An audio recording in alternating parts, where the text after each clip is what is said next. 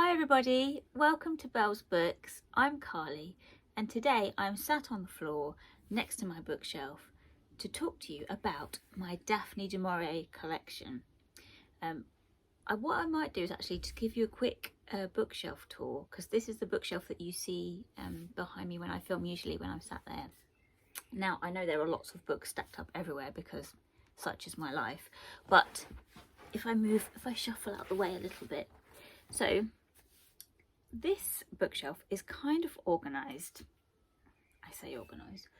The top shelf is short stories. Not all of my short story collections, but most of my short story collections are up here.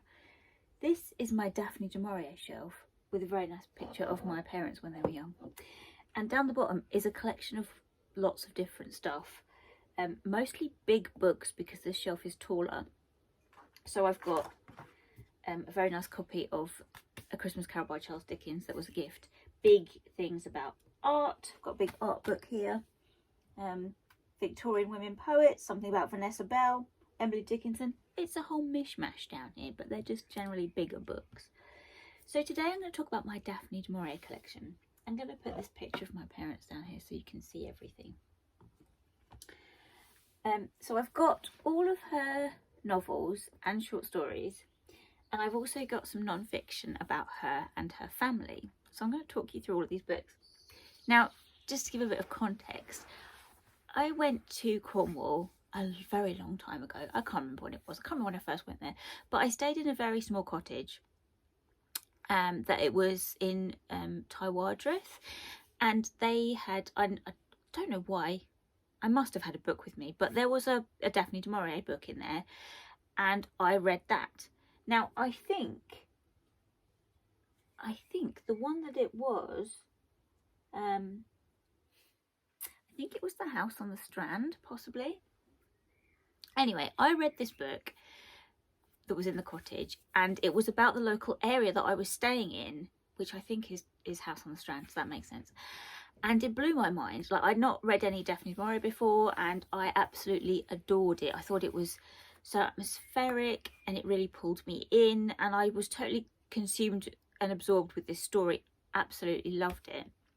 So then I went through an extreme du Maurier phase because I was in Cornwall, in the place where she lived and wrote, and all of her books, or a lot of her books generally, are about Cornwall and about the area she lived, and she's very specific in like place names and looking into the history. She did a lot of research when she was writing about the local area, which I love. I bloody love a historical fiction, and she does it very well. So I kind of went through this Daphne du Maurier phase and then wanted to read everything that she'd ever written and find out everything about her. Kind of went on a mild stalking thing where I went to Foy, which is one of my favourite places in Cornwall. You can see her old house from, if you get on a boat, and you can go along the seafront there, and you can see where she lived at Ferryside. And they have a museum as well. So they have they used to, I don't know if it's still there because I haven't been a long time, but they used to have a Daphne du Maurier museum, which also doubled up as the Tourist Information Centre. So at the back of the Tourist Information Centre, you go in and there was like this small room that had all of these boards with big information about her and each of her novels, and they sold all of her books and stuff.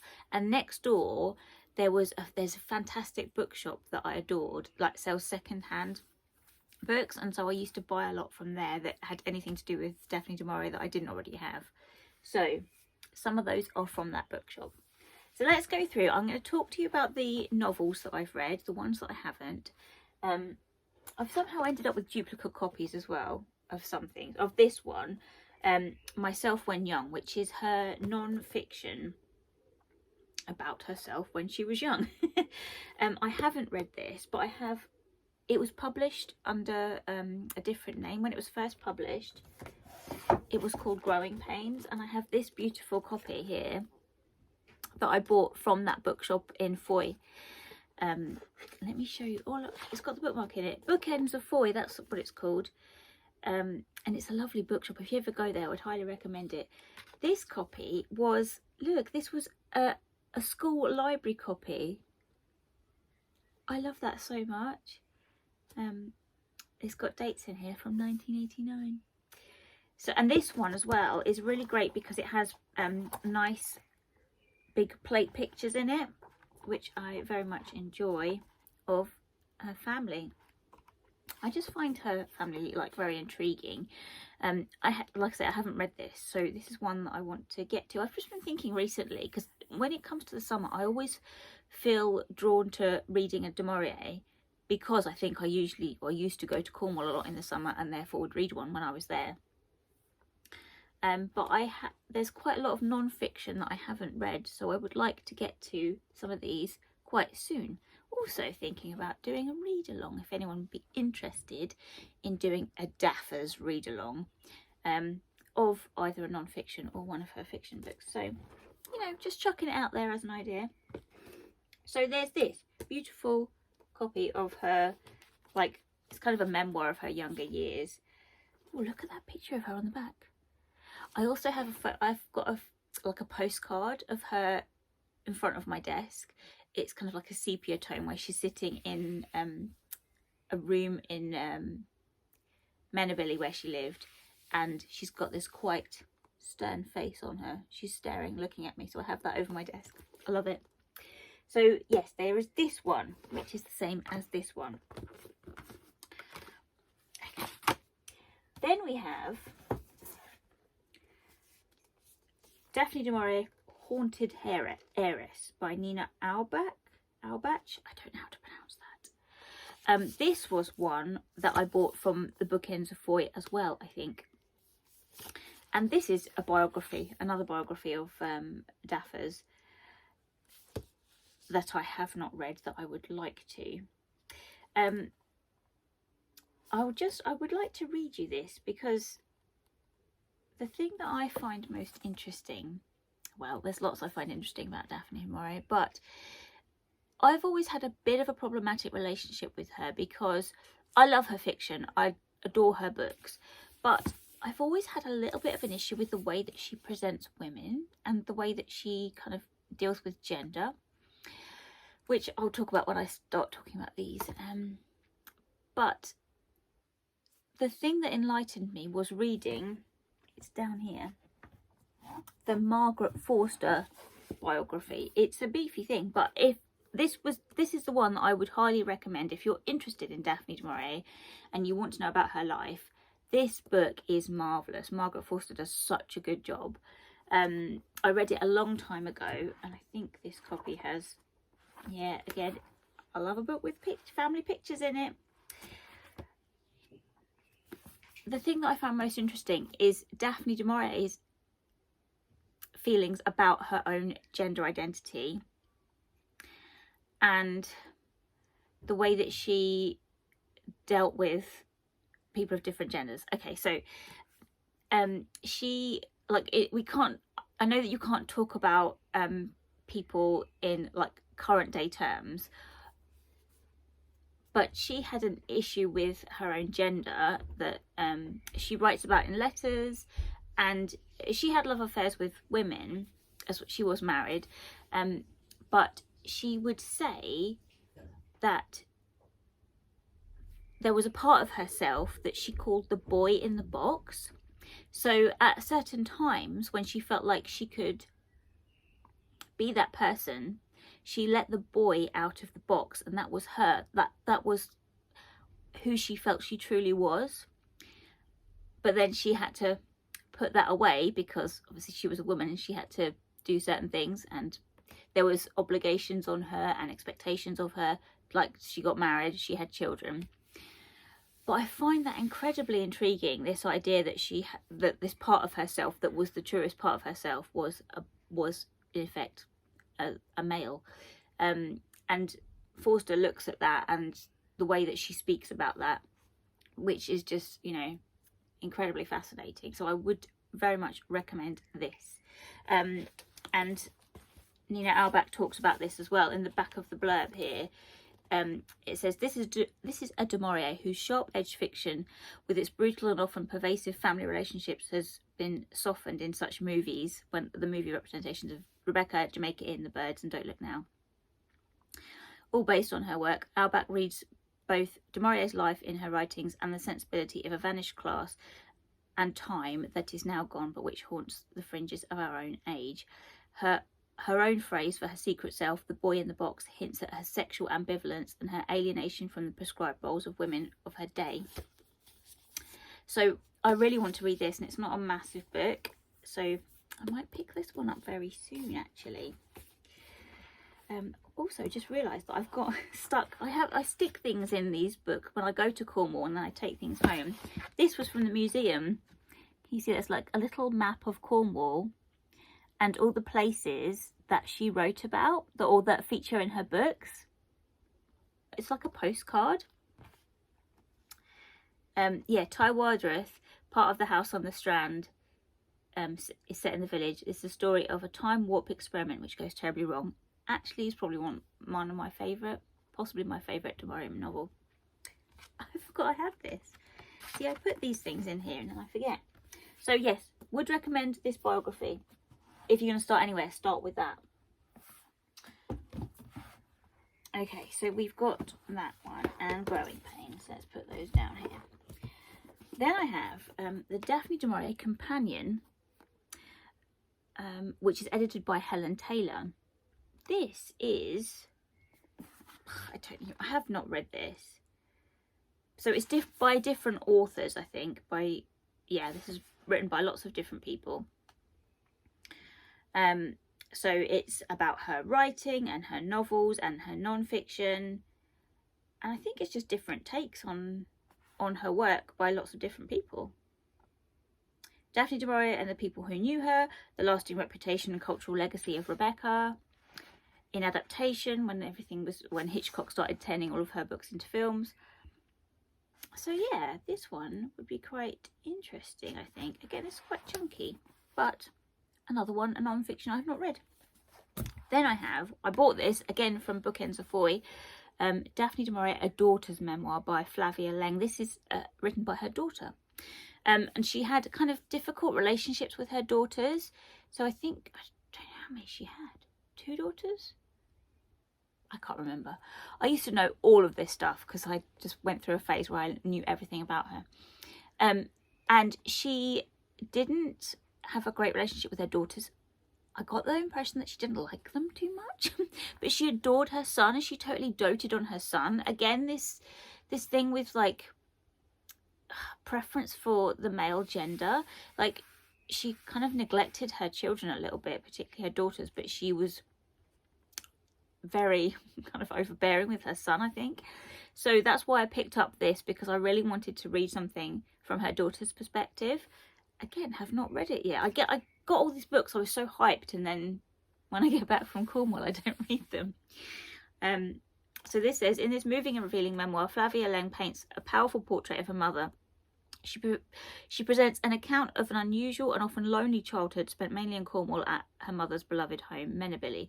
Family friends included Eleanor Nelson Doubleday, Gertrude Lawrence and Noel Coward, but at the centre of the story is Daphne du Maurier herself. The book reveals du Maurier's deep attachment to Cornwall, where she put down roots and found inspiration for her novels, and where she spent much of her life as a recluse, withdrawn not only from the outside but also from members of her own family.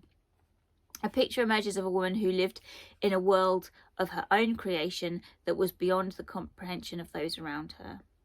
At a time when more information is emerging about Daphne du Maurier, this book will greatly add to the public's perception of one of the 20th century's most admired but least understood novelists. So there's that. Right. Then I've got... They're all wedged in here. Daphne du Maurier and Her Sisters by Jane Dunn.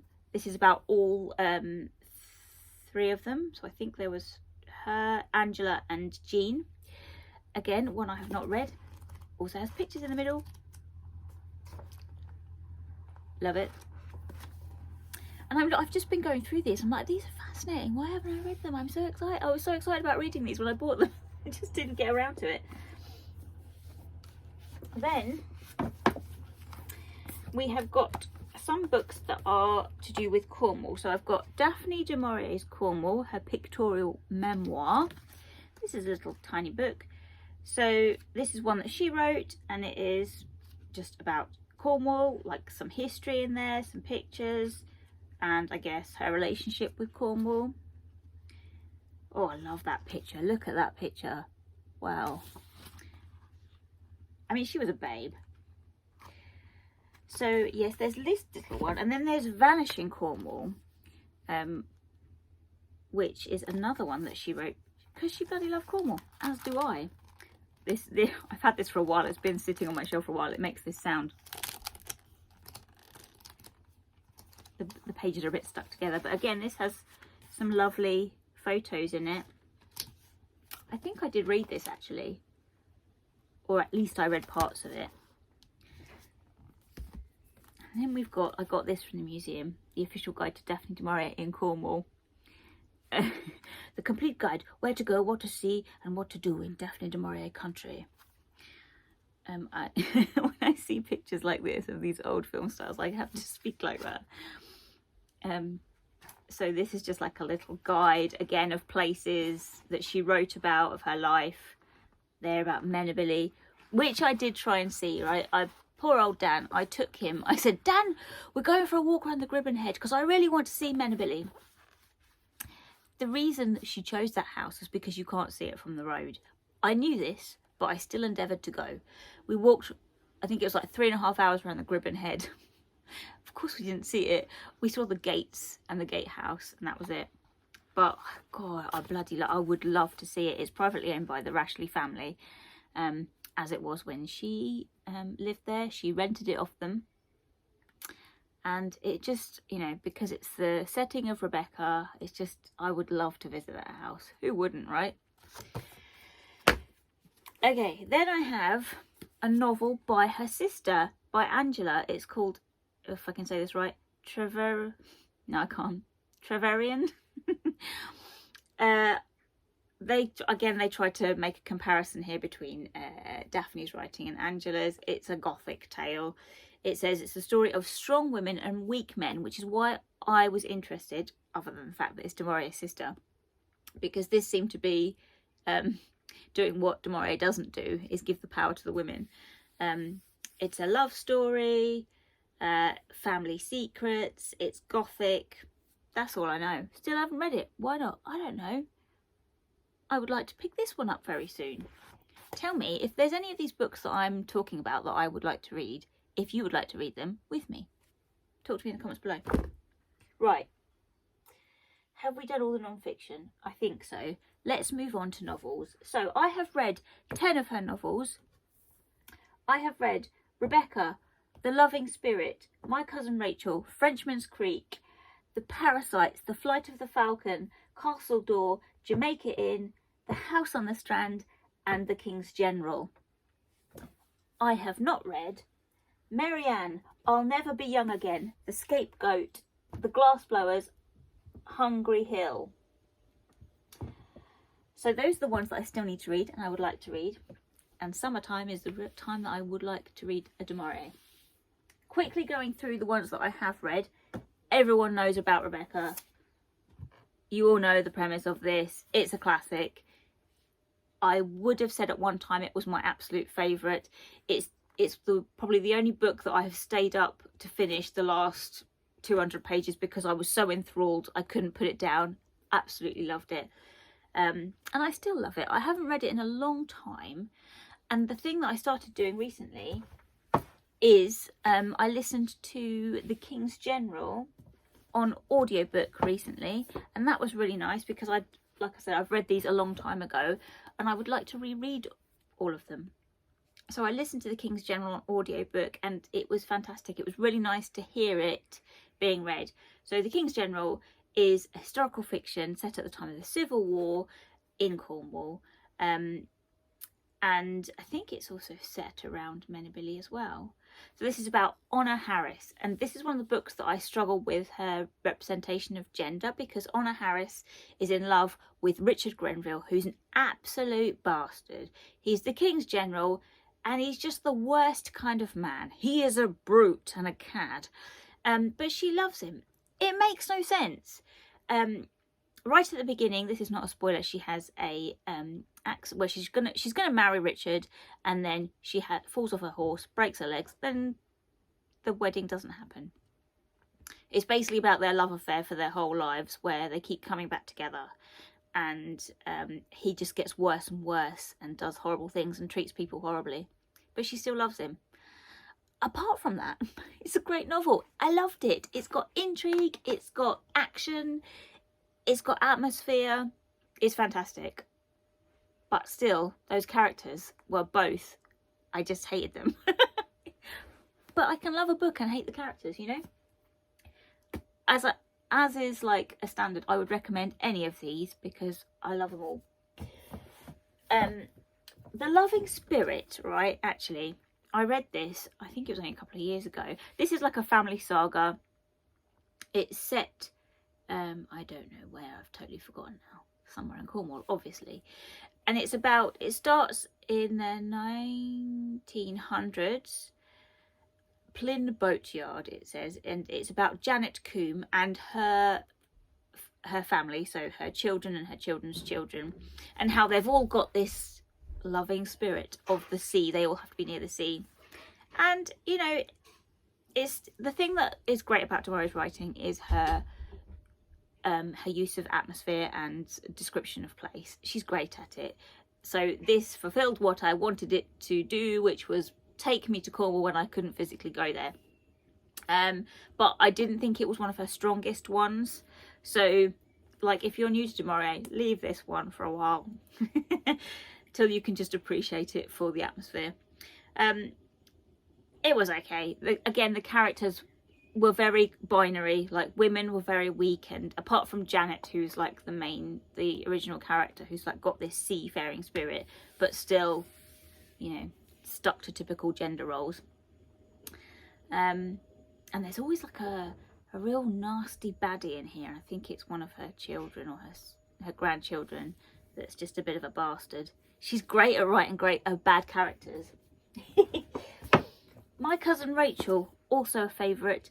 This is about Philip Ashley, who is raised by his cousin Ambrose. Ambrose goes abroad for his health, meets the alluring Rachel, and then Ambrose promptly dies. And Philip is like, hang on a minute, what's happened? This woman's got something to do with it. And then she comes back to the family home and moves in, and all kinds of stuff starts happening. This is a great psychological, almost like a thriller.